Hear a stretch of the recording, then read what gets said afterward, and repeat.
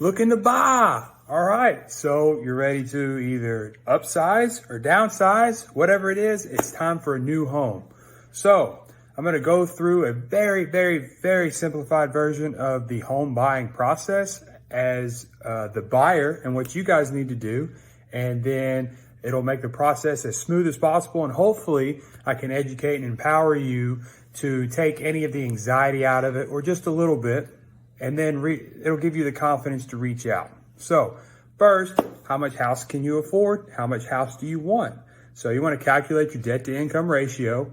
Banks do not want this to be more than 28% of your monthly budget. So based on the amount of loan you get, they don't want that payment to be more than 28% of your monthly budget. You're going to determine your down payment amount. How much money do you have saved up? Are you going to use a government insured loan program that enables you to do little to no money down? That depends on your situation, and you need to research that. The size of your payment is going to let you know if you're comfortable with that or not. So 25 to 28% of your budget may be something that you're not comfortable with, and you want to aim for a lower debt to income ratio. So that's going to be a personal decision between you and anyone in your family if it's more than just one person purchasing. You want to get pre-approved and maybe even pre-qualified depending on the competitiveness of the market. So pre-approval is going to be where you talk to a loan officer. They do a preliminary check and they're going to say, it looks like we can loan you up to this amount. Pre-qualified means the bank is ready to cut a check then, okay? So talk to your loan officer, see what the best course of action is going to be for you. So you have determined how much house you want and how much you want to pay month to month. You've been pre-approved or pre-qualified with a loan officer. Now you want to start looking in your target neighborhoods. So where do you want to live? So you may start driving around. I would suggest visiting those neighborhoods at all times of the day. Also, your commute to work, school, things like that. Is the bus going to take your child, if you have children, to the school you want them to go to in that area?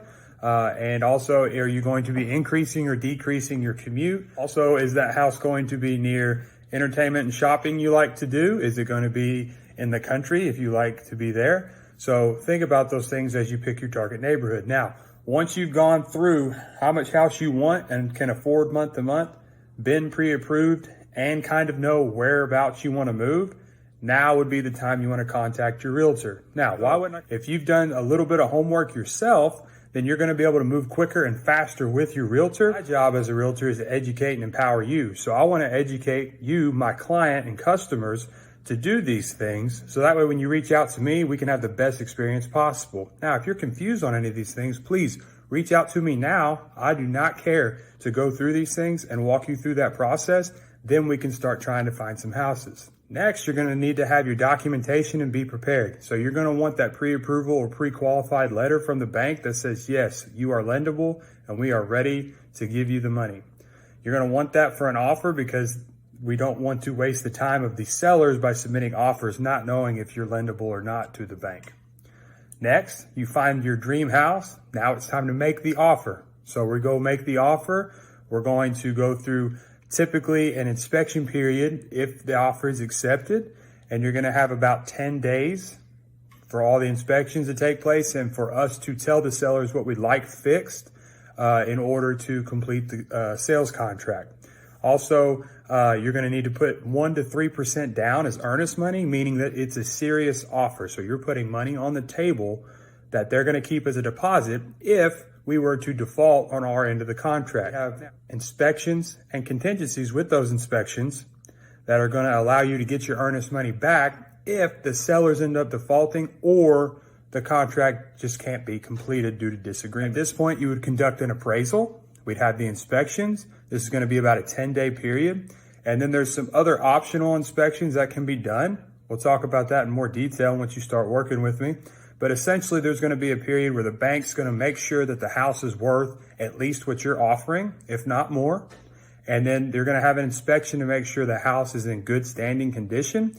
And that if there is anything wrong with it, that you're okay and your bank's okay with those issues. Lastly, once all that's agreed on, we set a closing date and we meet all together and we close on that house. And then you move into your brand new home.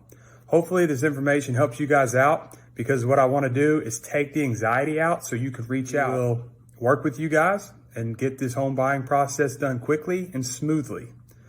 I'm Tyler Matthews, Greater Owensboro Realty Company. Call me 270-302-7485. Thanks, guys.